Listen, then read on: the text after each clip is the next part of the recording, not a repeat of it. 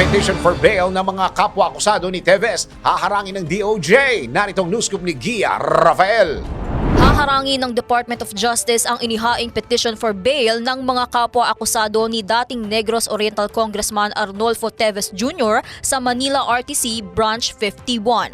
Ayon kay Prosecutor General Richard Anthony Fadulon, kabilang sa mga naghain ng petisyon sina Marvin Miranda at Angelo at Jayan Palagtiu na mga kapwa-akusado ni Teves sa pagpaslang kay Negros Oriental Governor Roel Degamo at siyam na iba pa.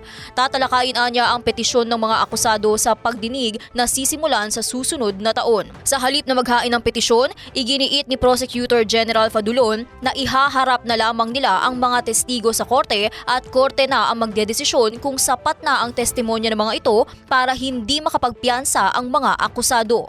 Samantala, hindi pa matiyak ng opisyal kung kailan mapapabalik ng Pilipinas si Teves na ngayon ay nananatili sa Timor-Leste.